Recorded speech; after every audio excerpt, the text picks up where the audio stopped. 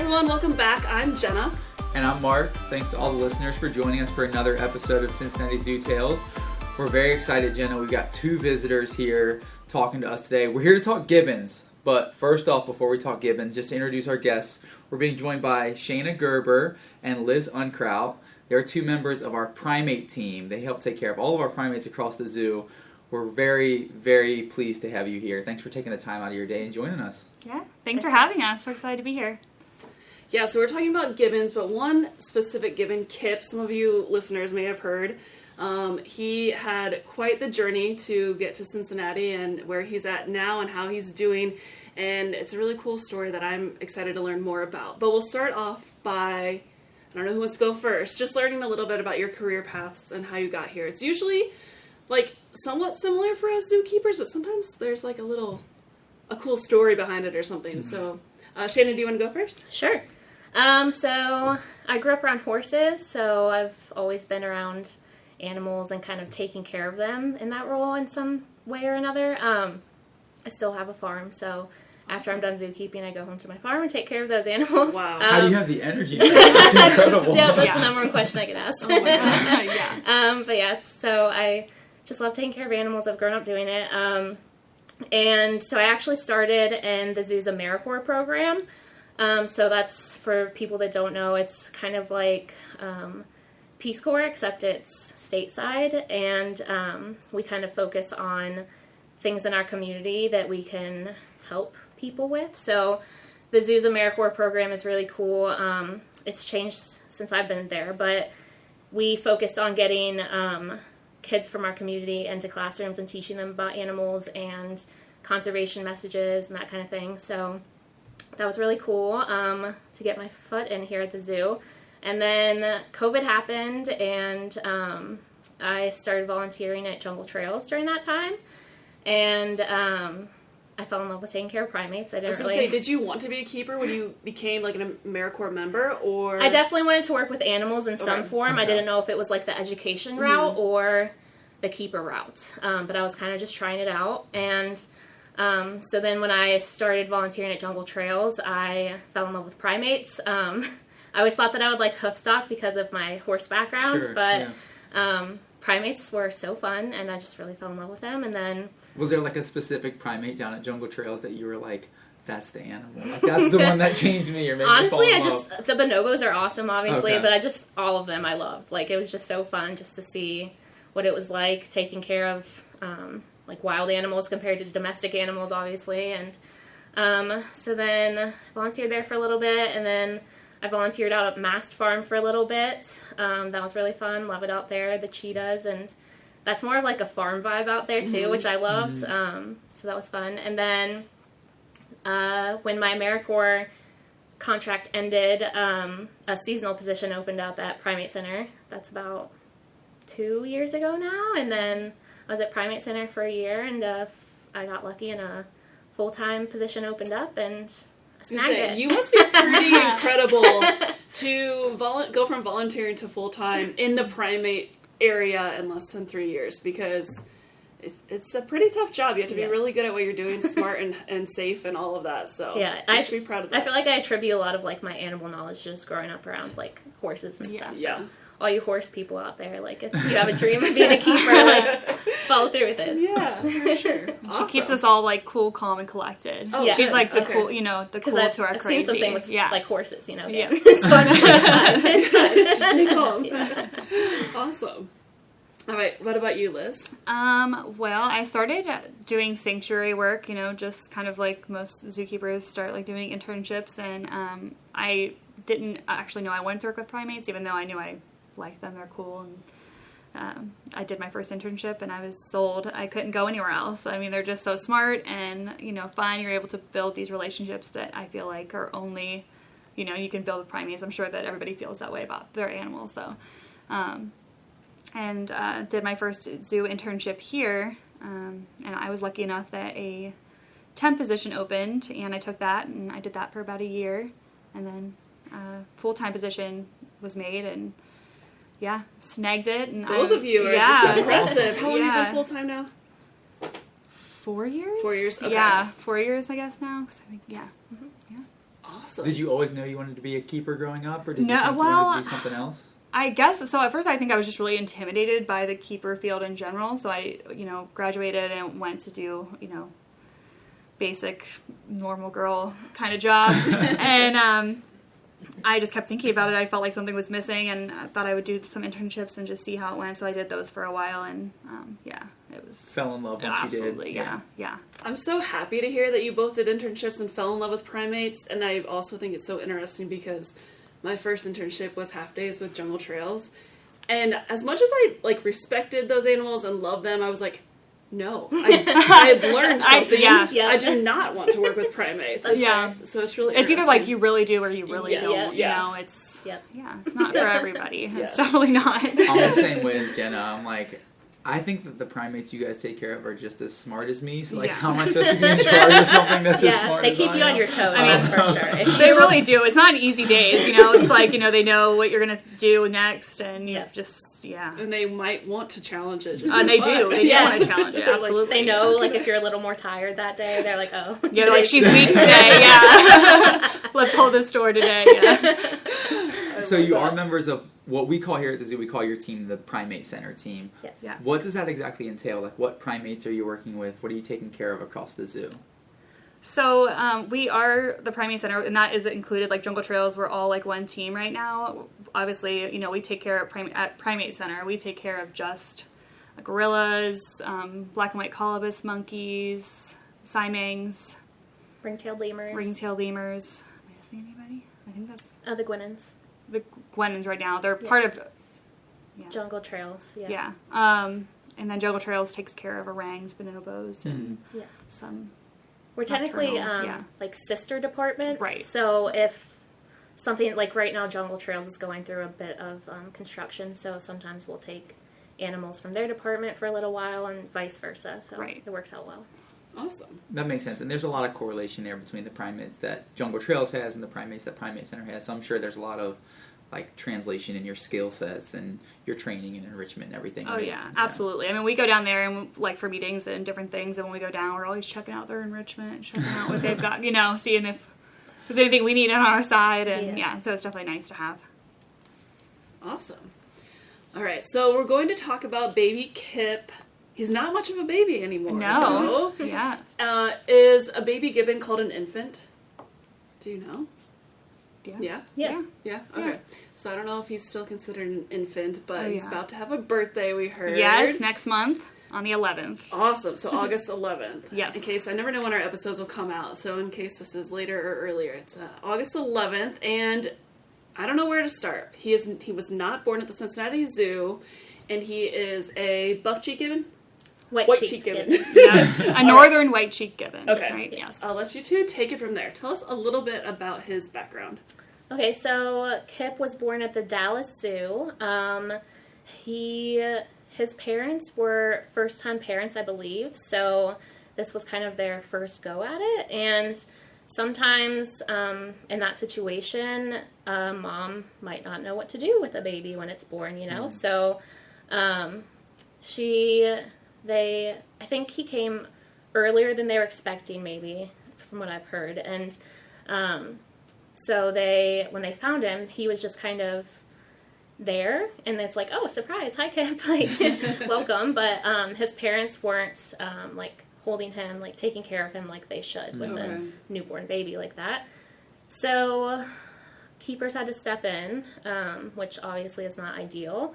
But in a case like that, it's kind of you need to for the sake of the baby. Sure, it's pretty urgent. So they stepped in, and I don't know the exact, how long they tried to get him back with the parents, but they tried for a while, and probably maybe not necessarily just, throwing him back in with them, but, just letting them see him and just kind of practicing more with his parents to see if it would actually work out. And after a few tries, they just they determined no, I don't think it's going to work out. So then comes the fun task of trying to find a zoo facility that can take a little infant baby. And so it was between us and maybe like 1 or 2 other zoos. I think it was just us and one other zoo. Yeah. But in the meantime, the Dallas Keepers did a great job.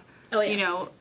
Taking care of him and like helping build his skills. I mean, giving us videos of him climbing around already, and so they definitely did their part. And So, obviously, we always have like 5 million things going on at Primate Center, tons of other projects, and we knew that this would be a 24/7 job, and we were a little bit overwhelmed by it, but we're like, hey, how can we be mad about getting a baby gibbon? Look at him. So that is the hard part. It's like you don't want to ever have to hand raise an animal, but you can't help but be excited about hanging out with a baby animal. Of course, we are human, but obviously, ideally, his parents would have raised him. And so, I guess explain to the listeners, if you don't mind, like Dallas was hand raising him, and he just wasn't getting the interactions with other gibbons that he needed, correct? So they're doing their best to teach him how to be a gibbon while also basically taking care of an infant that's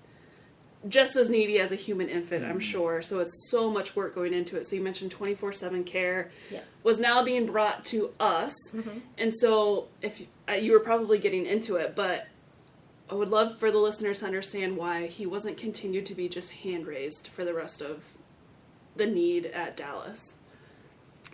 I think it's for a lot of reasons, really. I mean, obviously it was adorable to be in with him, and, who wouldn't want to be around a baby gibbon, but I think ultimately, we want these animals to be able to have the skill sets to move on. Like, if they are to breed or, reproduce and things like that, we want them to be normal and be able to go in with gibbons in the future. And I think that that's only something that other gibbons can teach them to be, no matter how hard we try on our end.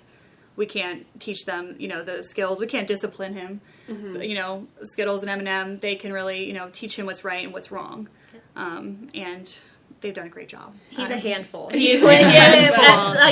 the end of us being in there with him, he would like have Liz by her hair. Yeah. And there's not much we can do. He's adorable, but I think we're all thankful that they're able to teach him the skills that he needs to move on in life and how to be, a normal boy. I guess, is there a reason once he was off the bottle or whatever this step was that he could be introduced to M&M and Skittles, is there a reason he couldn't have gone back with his parents?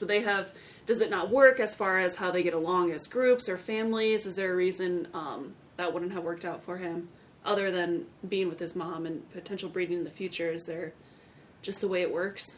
I think you mean would they have now, accepted him? If he would go? Yes. I mean, it's kind of hard to say. I think that initially, since they didn't really accept him now, he still needs somebody to teach him, and if they weren't accepting then, they're not going to really be accepting now, and we really need somebody, to still guide him and, give him the reassurance that he needs right now, and I think that they weren't willing to even give him that reassurance. That's still something he needs even at 1 year old. Okay. And with primates, when they're that young, that can do a number on their confidence, pretty much like Absolutely. A normal child, so it could have potentially messed up his whole adult life by not having somebody to give him the confidence he needs as a baby. Yeah. So essentially, I think I made you guys jump ahead, but he was brought here, and you said it was between us and one other zoo, and it was just you guys knew M&M and Skittles well enough to know that they would likely accept him sooner, and he would potentially be able to be with gibbons sooner. Is that correct? Than if he were with his own family. So it's get him with other gibbons as soon as possible. I think we all, we kind of went back and forth, and we, were like, is it going to work out? Is it not? I think that, luckily we have the management team that we have, and who are able to. We had the space for it and the right setup for it. Right. And so, and just M&M and Skittles, they are a good pair and a good match that they would hopefully accept him, and they did. But I think that was one thing. Obviously, we were just going to kind of. Yeah, that was the one unknown, honestly, in the whole thing. Well, that's what I'm wondering. It was kind of a gamble because what if you sent him here and it still didn't work out? Why not keep him at the Dallas Zoo, I guess, is what I'm wondering. And so I'm wondering if listeners are wondering. Will you tell us about M&M and Skittles for anyone who doesn't know? I was letting Liz because Liz is They're her favorites. Yeah, I used to call me M&M and Skittles the Twister Sisters. They have blonde hair just like Liz. Yeah, we're wild and we have blonde hair. But now I call us the Kipster Sisters. That's perfect. I said I wouldn't say that on here, but here I am saying it. So I love it. I have to know before we get in too deep, how do they get their name, M&M and Skittles? Is there like a story behind it? I literally think it was just like candy. Cute, Or yeah. anything. It's cute. It's perfect. Yeah, and I think actually Kip's name means he was born on Dollar Day. Dollar Day, and it means dollar in. It's the currency somewhere. Yeah. Okay. I can't remember now, but that's what Dallas had told us, and we were like, oh, Yeah. that's really That cool. makes sense. So yeah. So M&M and Skittles are sisters. Yes. And they are buff cheek gibbons. Did I mess it up again? They are buff cheek gibbons. They are. Yep. Yes. M&M is the oldest. She's 21 years old. Skittles is 18. Okay. Yeah. So how long do they normally live? They can live about 30 years in the wild, and then 50 in captivity. It Wow. just Oh, wow. kind of varies. Yeah. They're kind of up there, but Yeah. So it's cute. what about M&M and Skittles made you guys think they would be good candidates to be surrogates for Kip? Like personality-wise, are they kind of a little more mellow, a little more easygoing? Like, I mean, I think that, they're sisters, so if you think about if you were stuck with your sister all the time, how would you be? So, honestly, I think that it was, but they also get along really well, too, and they do comfort each other in the times where they need comforting, if one of them's concerned about something, the other one will comfort them, vice versa, but I think that we also thought it'd be good for them because Something yeah. exciting. Yeah, A new yeah. family member. Right. Yeah. and they're a very established pair. Okay. They've been together all their life, Okay. and so Right. they're set in their roles, and we knew that a baby wouldn't totally throw it off. Okay. And we really didn't know who was going to be the most motherly. Who would it end up being? Both. I would Yeah, say. that's what I was literally They going to say. kind of- Both. They kind of share him. I feel like when one gets tired, he goes to the other. They're like, okay, time for you to take over. But we didn't know if, Skittles, I feel like she can definitely be more dominant as far as, just food and just attention, everything, Okay. So we were like, is she going to be like, this is my baby, back off? And she kind of was in the beginning. She yeah. tried to be, but then I think she got so tired that she was like, okay, M&M, I need you to tap in now. I can't do this all on my own. So you would see him kind of switching off, taking turns with, who he's sleeping with, who he's playing with. I mean, they're both great moms. I mean, they just are. Yeah. So tell us a little bit about how it all went. You received this baby gibbon from Dallas, and what was your role? What did you do to begin with, and how did you start that introduction? So, we actually got help from a few other departments here in the zoo, which was crucial for us because we were thinking about down the line when we do introduce him to the girls, we would still be his keepers, and in that time we aren't his surrogates anymore, and we didn't want him to look at us as his main surrogates. Confuse the two. Come to us for comfort. He needs to go to M&M and Skittles for comfort. So we at Primate Center took, obviously we were in there with him, but we kind of tried to keep in the backseat a little bit of it. But we would go in and relieve the people that were in there with him when they, for their lunch breaks and dinner breaks, and we sometimes would cover some of the shifts if they couldn't, but we didn't want to be the main surrogates just so that he didn't confuse that. That makes sense. That makes sense, yeah. So, super thankful for the people from other departments that helped us through that. I mean, they were amazing. Oh, Just, there for us every day. Oh, and, yeah. I mean, And all night. Yeah. I mean, Right. we could have if we wanted to, but I don't think anybody wanted to be here It's a lot. all night Yeah. until 6 a.m. and then come in for your shift. Right. Yeah. I mean, he's For the wild. day, It's Yeah. are you going to sleep or are you not? Yeah, Probably not. I did a few shifts Yeah. till 10 o'clock, but Right. so it was split up into 3 shifts essentially, Right. the morning and day, and then kind of the afternoon and evening until 10, and then through the night until 6 in the morning. So that's kind of how the surrogacy worked, and then We've seen some on social media of the gorillas having to have surrogates, for example. Did you have to dress up or do anything wild like that for Kip? We had, we did have one pair of scrubs that had, like, stuff to hold on to, essentially, for him if he wanted to, but he was really good at, like, holding on to us. Okay. Just Yeah, without honestly, that stuff, we didn't realize how good at climbing and everything he was going to be when he got here. I think we were expecting him to be way, like, clumsier and just not be able to hold himself, but he could. He was great. Liz was a helicopter mom I was at a first. helicopter. She was, like, chasing after him, like, with her hands under and he him. was like, doesn't need me. He's like, back off. Like, I'm fine, give you him know? some Like, space, yeah, Liz. He's okay. Yeah. He's born to do this. Right. I'm like acting like he doesn't know how to climb, you know? That's funny. But he was fast, man. He was just bouncing off of our heads, off the walls. Like, he was crazy. I can only imagine how much fun that was for you all. Oh, yeah, absolutely. And I think, getting them together was definitely a huge process because at first we had, them closed off completely where they knew he was in there. And they could smell him, kind of see him if they, like, peeked their head around the corner, but they didn't actually, like, have, like a mesh or any visual of him, like, right away. And it was just kind of all built up, and it all went pretty quickly. Let's say, how long did you start off with, like, basically no visual, and they could just know he's in the room? Was that, like, a week? Was it a few days? I'm trying to think. I mean, I think it was literally, like, I don't know, was it a week before a week? Yeah, maybe, like, one or 2 weeks. Yeah. And then did you do something, we've explained to our guests before, like, a howdy setup, where basically there's mesh, and so the animals can technically touch one another, or go nose to nose, or see one another. You had that set up then, too? Yep. So we started, though, with a plexi on the mesh, so that they couldn't actually stick any fingers through, just in case anybody got Depends on the animal, right? Yeah. Like, Right. I can't Right. finger it through, but a little gibbon could, of course. Started with plexi, so then they could just kind of see him, and we would do feedings on both sides, just so they kind of were both having a good time when they were seeing each other, Keep it associating positive, it. Yep. And then we started with taking off the plexi and just watching what the girls did, making sure there were no signs of aggression when we did that. And honestly, I feel like they didn't really realize what was happening. Skittles and M&M, they were kind of just like, okay, like, it's a baby. Like, I don't think what they do you really. want us to do about it? I don't think they really realized, like, he's gonna be with you guys Right. soon. They were just kind of like, all right. This Like, at part. first it was pretty cool. Yeah. I think they were like, oh, and then the novelty kind of wore off, Right. and they were just kind of like, okay, like.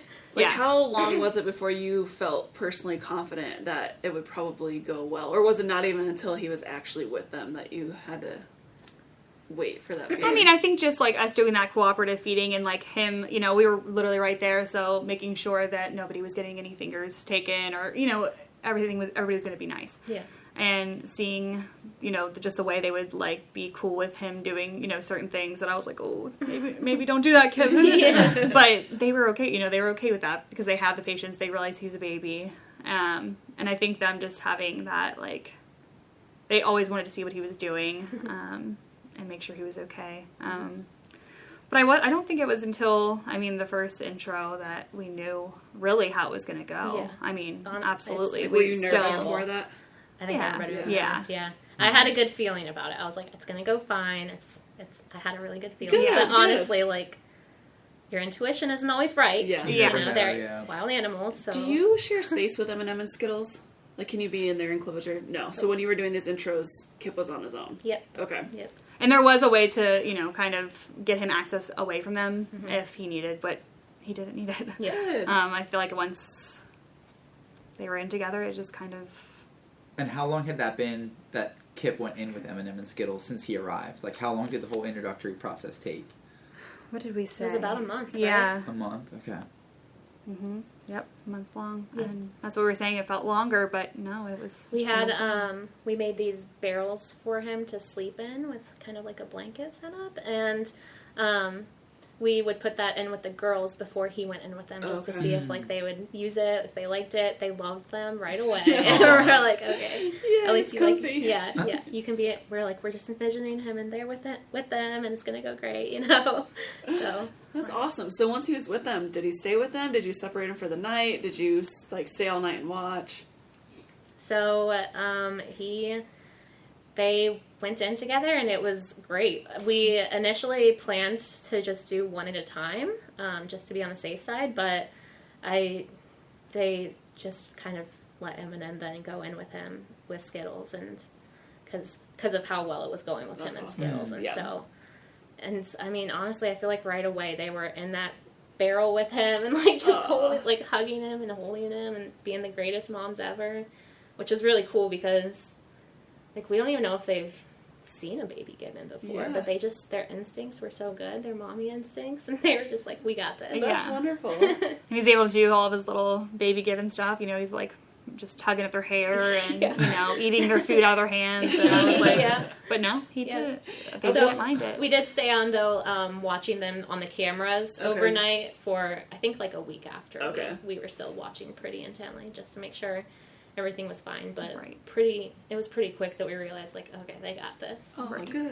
And we did have to go through a phase of desensitizing M&M and Skittles to Kip's bottle that he was getting. I was wondering if he was Yeah. weaned before that, or how long he was on a bottle for. Is he still taking a bottle? I think he is. Is he? Morning bottle, yep. Okay. He just Oh, I got thought he could- he got weaned off of the evening bottle, okay, but he still gets his morning bottle. Yeah. And he just comes up to a gate or like a mesh barrier, and you guys just hold it for him. Cool. Yeah, and the girls have no interest since, you know, they're like, oh, that's nothing I want. No, thank you. Yeah. They actually, because they were desensitized to it, when they saw him drinking from it, they were like looking at him weird, like, you know, you're not supposed to drink that, right? Like, that's not good stuff. But he was, Yeah. What Skittles did was you like, guys don't do drink to it. desensitize them to it? For me, it would be like so that they're not scared of it, but Right. you wanted them to not be interested in it, so you just make it boring for them. I by think always- Ashley may have put like some salt water in there. Oh. Just like I a thought little taste. I thought it was like Wasn't sour, it like was- lemons. okay. Or Yeah, something, it was like lemon something. water. Some kind of like, you know, just... Deterrent, Something that didn't basically. taste Yeah, like nobody would like it, so... safe but not yummy. Right, Yeah. and shoot, just one little lick and like, They're like, no. oh, we don't want that. Why would he want that? And they're not so used then they to were seeing that watching anyway. him. Yeah, so they were kind of like hesitant to even drink out of it anyway, and then they're like, no, no. They were watching him suck it down though, and they're like, ew, what's he drinking? What's this kid doing? Would you guys tell us a little bit about gibbons' natural history? Like where they can be found? Are they endangered? What types of foods do they eat? A lot of people want to know or may not know if gibbons are monkeys or apes, that sort of thing. Will you just give us the lowdown on gibbons? So these guys are from southern Asia, and like the rainforest. There are different types of gibbons out there, and some of them are endangered, some of them are critically endangered. But these guys eat a variety of things, fruits, veggies, plants, roots, maybe some insects here and there, but I'm not a big meat eater or anything like that. No. And these guys live in the trees, high up in the trees. They are often seen brachiating. A lot of them have their own little songs. You've probably heard it. Probably from the Simangs, but the girls actually do too, so it's really cool to kind of hear M&M and Skittles' song, and then now Kip added on to that. So it's an individual thing. It's a bonding thing for these guys. It can be like territorial, and then it can also be like a bonding experience for them. So it's really cool to hear him being able to join that. And they are lesser apes, so they're not considered a monkey or an ape. Yeah, that's They a do big not one. have tails. Yes. Yeah. Yes. Yeah. That's a Mhm. sure. Tails. It's a pretty sure way to tell if something's a monkey or an ape. Right. For all you listeners out there, when your kids are calling one of the monkeys the apes and vice versa, Right. I can't tell you how many times we walk past the gibbon area Yeah. and the kids are like, "Oh, the monkeys are swinging around." And I always just want to step in and correct Yeah. them, but I know that'd be rude of me to do. One so time, I just let it go. I heard a mom tell her kid, "Actually, they're apes," and I was like, "Yes, yes, thank you." That's really cool. Yeah. I'm like, she must be a teacher or something, or maybe she's a keeper somewhere, you know. She knows, yeah. Yeah. She heard one of your chats about them. Are Right. they on display? Are people able to see them here at the zoo yet? Yeah, Together? so they're Okay. at Jungle Trails East. Mark and I need to go Yep. on a field trip. Yeah, Absolutely. you definitely do. He is so fun to watch. He I mean, is. both of them, all of them are fun to watch. Oh yeah.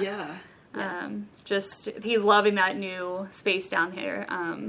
We were excited to see him get outside. We were excited to just see them out together. He's just having fun. They have a really great setup down there. The girls love what they have on that outdoor right now. They're just always seen like swinging and like swaying on the little They have their hammocks to Yeah. get comfy in. right. Where they originally were by the Siamangs over on Gibbon Island. That we didn't want Kip on the island because the water is a little scary. Yeah. Some of those trees are a little close, and Kip is wild. We could see him potentially trying to go for it. Yep. So we were like, that's not going to work there. Right. So that's why he made the move over to jungle trails. Okay. Which is also another great reason that we have jungle trails, like we were saying earlier, when we need help with, some of our areas and animals. It's nice to have each other for that. What's in the wild, what would it be like a typical social structure for gibbons? Do they pair up? Do they live in larger family groups like you see with bonobos or gorillas or anything like that? They do pair up. I don't think they're often seen living in huge groups together, Okay. but they do pair up and, have their offspring with them. And How long do their offspring usually stay with them? Is it like a year? I think it's about a year. Okay. Yeah. I think it's about a year. So it's not too uncommon. So right now, obviously, we have the 3 of them together. That's something that you could commonly find in the wild then. Yeah. It's a group of 3. Yeah. Okay. Yeah. I mean, I think M&M and Skittles are definitely the exception because to the rule, like with the sisters, like it's just that I don't think you'd often see like just, sisters in the wild, Yeah. Taking care of a baby or anything like that, or just even staying together. But yeah, it's definitely worked out in this scenario. They're his aunties. Yeah, They're his aunties. Yeah, absolutely. And you did mention that many gibbon species are endangered or threatened in the wild. Like, what are some of the threats that they face? Kind of the same threats that a lot of primates face. Bushmeat, the black market trades. Illegal pet trade. Yeah. Deforestation. Yep. And, just... Am I missing anything? I feel like I missed it. Palm oil, maybe? Yeah, absolutely. Okay. Habitat loss. Yeah, in general. Yeah. right. Yep. So, I know it's a ton of fun, and this might be putting you on the spot, but do you have a favorite memory with Kip and helping with this huge project that you guys have successfully done, which is such a big deal and probably hasn't been done before, or if not with 2 sisters at least, like in different types of gibbons? Honestly, Amy, I think, was the one that sent the video of the introduction to the gibbon SSP, and they said that was one of, like, maybe the best introduction that they've ever seen happen. So that was pretty incredible. awesome. That's amazing. Kudos to you guys. Yeah, that's awesome. Yeah. But I think that was definitely, like, the highlight was when he was successfully with gibbons, and he didn't have to be in human care anymore, and so... Yeah, just making sure he's, like, with other gibbons was like such a huge thing. We were just so happy to, that this is his last stop. He doesn't have to be bounced around and try to figure out who can take care of him and have humans take care of him. It's just really nice to... It was a little sad when we were saying our last goodbyes to him. Like, we knew, like, okay, this will be the last time we're in with you. Like, Yes. but...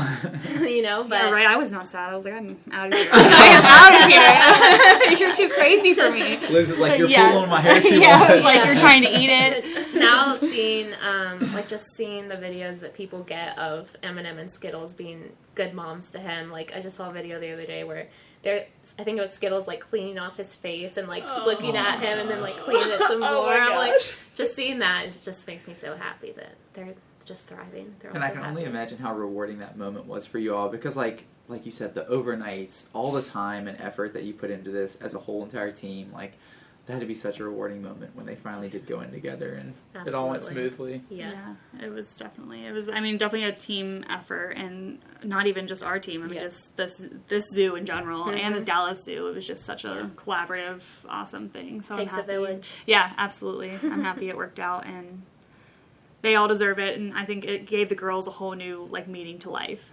It just... It's like a double win then. Absolutely, yeah. It's That's great that amazing. he has gibbons that can care for him, and then it's great that they now have a whole new purpose. They don't have to focus on each other and be like, get off my food. They can focus on him and just Does Kip have a favorite? Do you notice, or is it just whichever one of the girls is giving him attention at the time? I feel like he likes both equally. Yeah, I really do. Yeah, because I think sometimes we'll see him and he'll be with Skittles, he loves her more, and then we'll see him, he's with M&M, we're like, maybe he's M&M's baby now. So it just kind of trades back and forth, and I think they both kind of do a little bit different things for him too. I think Skittles does play with him a little bit more maybe, and then M&M's more of the cuddler. I don't know. Maybe that's not right. I'm sure that trades off all the time too. It's just whoever has the energy in that moment. Right. Exactly. That's like most toddlers, right? It's like whoever's willing to give them some attention. Like that's their favorite in the moment. Yeah, that's Kip. Yeah. So are you guys still doing his daily care, or is it mostly the Jungle Trails team? Are you going down there? It's Jungle Trails now taking care of him full time. We're always creeping in the bushes over there, like trying to. They're always sending us like videos of him and everything. But you know, it's like an open door policy. They're like, anytime you guys want to come see him, come see him. You know, they're always giving us updates. So good. Yeah. That's amazing. And we do have to put you guys on the spot, though. We asked almost all of our guests this question.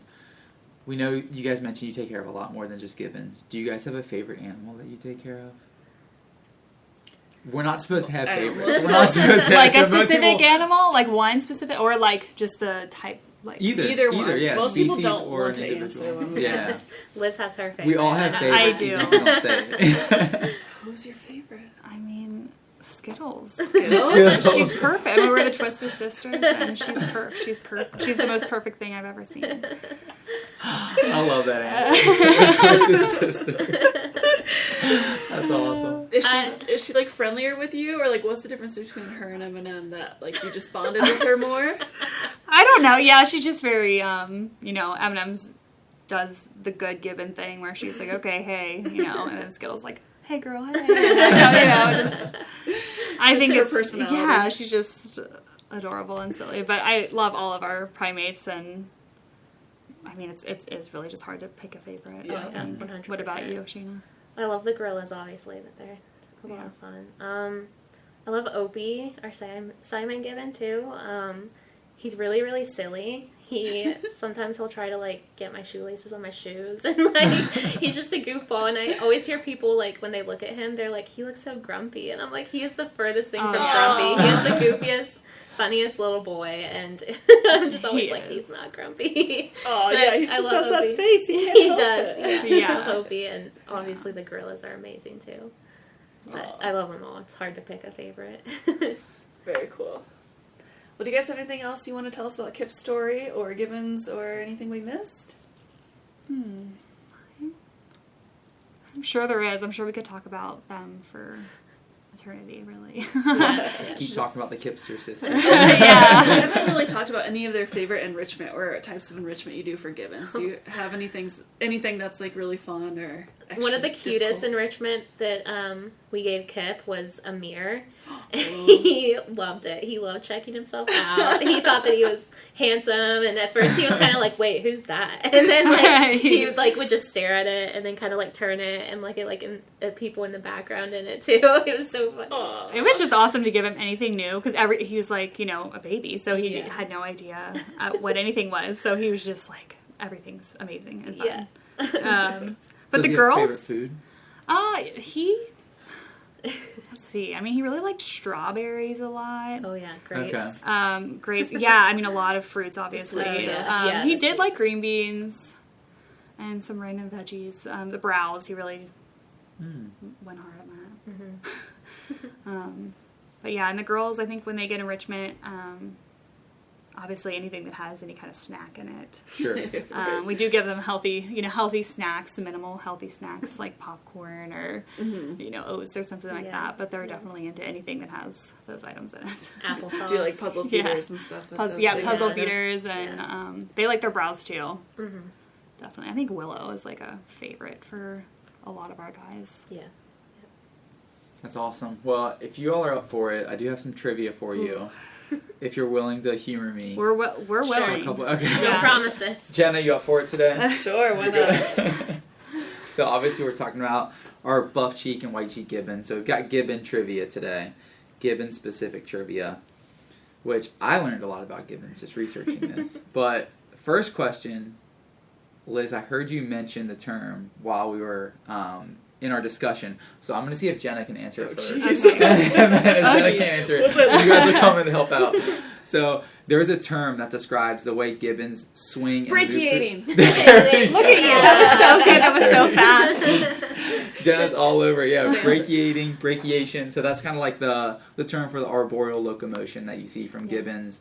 I always like the term because I don't think swinging does it justice. Like it's it's a sight to be seen when you see them Absolutely. in the trees. Yeah. They actually have special like joints in their shoulders too to allow their arms to do that so well. Because Kip would literally be holding on to something and like twisting his whole body, and I'm like, how is your shoulder not dislocated right now? Really. But It's amazing. it's great. It's awesome. It's really incredible when you think about, like, as a child, I don't remember if I could or couldn't, but I swear I could do the monkey bars, which is not the right, well, maybe it works for monkeys too. But, like, brachiating is basically way fancier, but if you were to do the monkey bars, and now I can't even hold on long enough to, like, reach to one more monkey bar, and they're just, like, swinging, like, literally, like, like, floating in the air almost, like, make it look so beautiful It's and crazy. easy. Or like, just like staying in one spot with one arm. Oh, yeah. You know, just Yeah. looking Hanging around. still. Yeah. the strength they Yeah. must have Yeah, is it's incredible. wild. It's crazy. That's interesting what you mentioned about the shoulders, though. So they have like some extra range of motion that allows for them to move that way. Yep. That's awesome. All right, Jenna, 1 for 1. Yes. Good start so far. All right, second up. You mentioned there's many different species of gibbon. There's around 20 different species. What is the largest species of gibbon? Jenna, I'll give you a hint. Unless No, I was You going to don't say like want the it? biggest Okay. in size or like the biggest population. in weight, in Okay, like okay. size, Okay. weight. We do have them here at the Cincinnati Say, Zoo. don't give me a hint. I might know. Actually, I was going to say Siamangs. that's what I was going to say. Simon, yeah, Yes. it is Simon. Simon are the largest Oh, yeah. gibbon. I don't know what ours weigh, but they tend to weigh on average somewhere between like 20 to 30 pounds, somewhere Yeah. in that range. I think so. Opie's plus Testify size. to that. Yeah. Plus Tony. size. Yeah, he's a Great. plus size boy. For sure. He's a big guy. Yeah, he is. He's a hefty guy. That's funny. I know, it's crazy to think that they weigh that much and they're still able to move so gracefully Yeah. through the Yeah. trees. And the Simang at our zoo, they're on the kind of the islands as you walk your way towards Swan Lake, and Yes. I love the kind of like jungle gym type of setup that's Yes. out there for them. You can really get a glimpse of them moving. I'm really excited too. With Elephant Trek that they're making right now, there's going to be a new Siamang point added, and it's going to be even bigger and allow for like even better brachiation, which I am Oh so my excited gosh. for. So, and I don't know, And will like our a current year. Simangs move down there? Yep. Okay, great. Yep. So give it like a few years and can come see them in an even cooler space. As if people aren't already excited for Elephant Trek. Now we got new Right? gibbon habitat Oh, too. yeah. It's Yeah. And you can hear Incredible. them. Yes. I mean, just Would all you- around the zoo. Would you say this is correct? They often call or vocalize more before and after rain, or is that just something I feel like it's like anecdotal? I could see that. Opie also, I feel like we call him like the storm god because whenever it starts storming, he'll just sit at the top of his little habitat He's like, out "I don't there, mind." and he just always like hunches over out there like we're just like neglecting him, but he just doesn't come in. Like we give him the option He to loves come it. in. Yeah, it's like he wants to be out there. And people are probably like, "Why aren't they?" Letting Yeah. me?" Like he's "No, there we are." now. Yeah, he's out there like. He likes the rain. And yeah, the Simangs, those are the ones that our visitors will often hear as you're walking through the Absolutely, zoo, yes. right? Yeah, Yeah. they can be heard. You'll hear them all like throughout the whole. If they're calling, you'll know it. They're very loud. Yeah. It causes our colobus monkeys to actually vocalize back. Yeah. Oh, really? They sound like bullfrogs. Yeah, if you ever come through, you'll hear them doing their vocalization since the Siamangs are calling. That's awesome.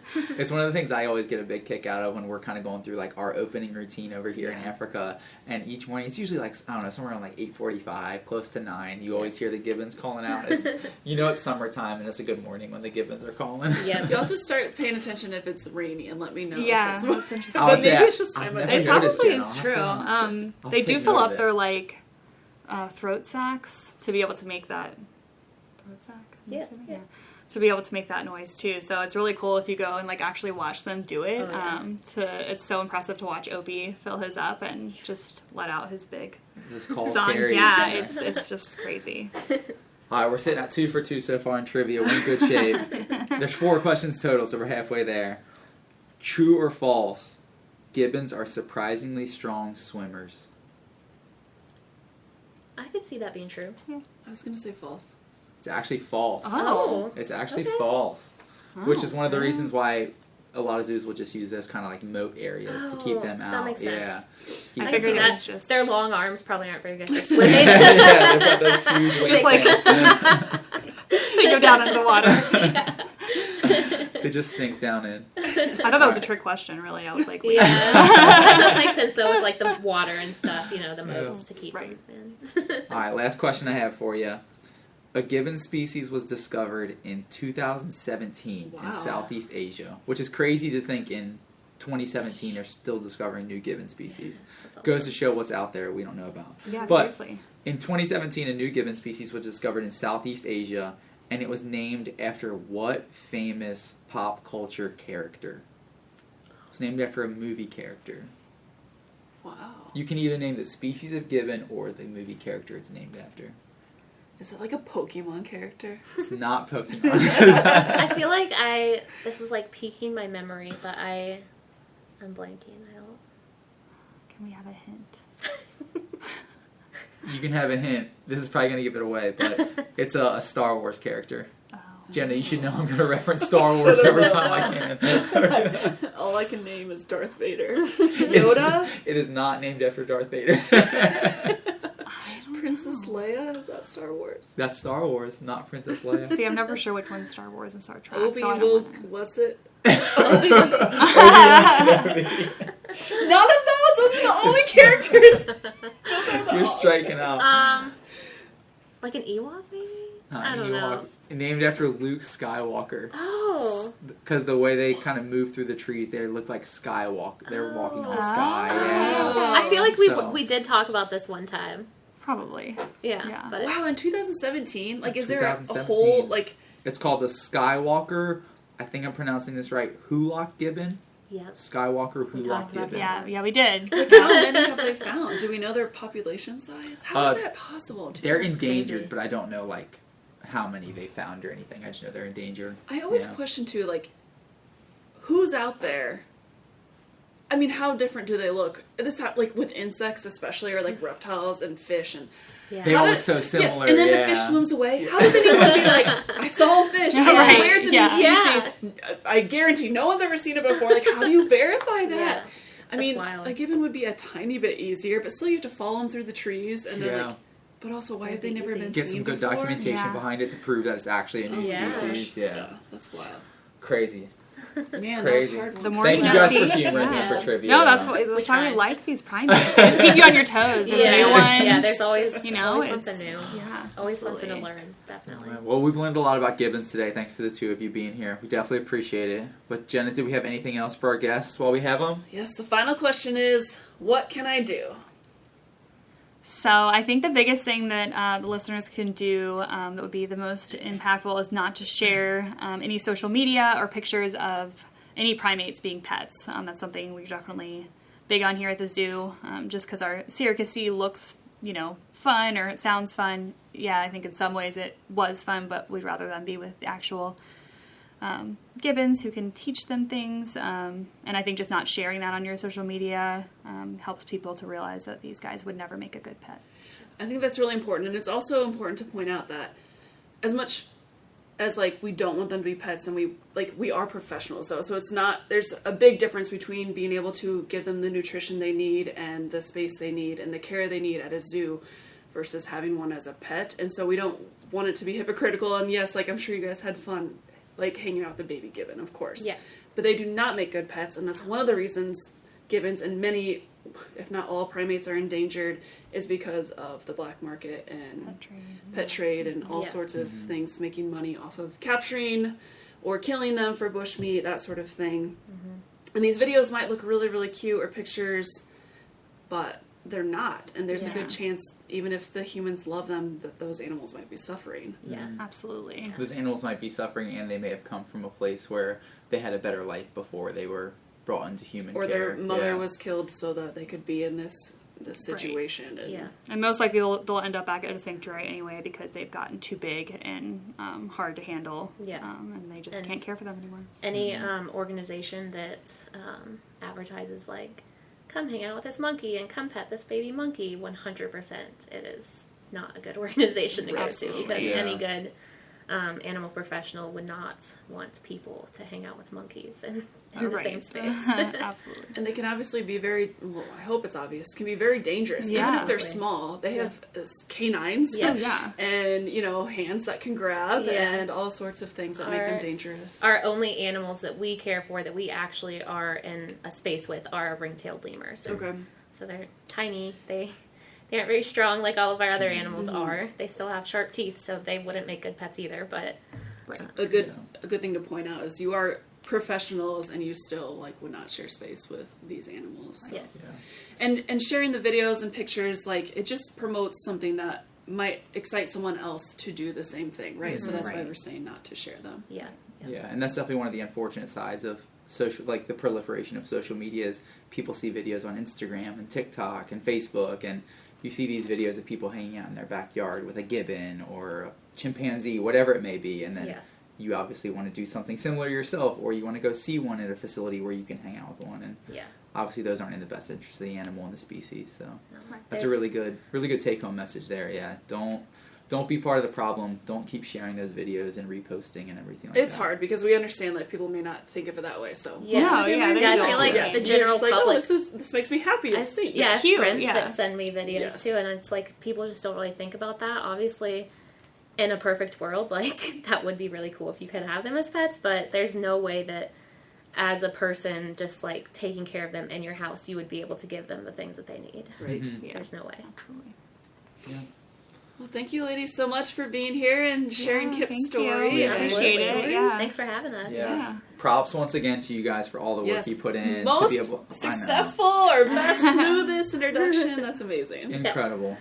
We got Kip and Skittles across the way to thank for it. Go see them, all of our listeners. Next time you're here, go check them out in Jungle Trails. Go try and see if you can peek in on Kip, Skittles, and M&M. Yeah. He won't let you down. We need to do it. You have to. We're here. I didn't even realize that was a possibility right now in our own little world. All right. Well, thanks everyone for listening. We will talk to you next time. Yep. Thanks for listening, guys. Have a good one.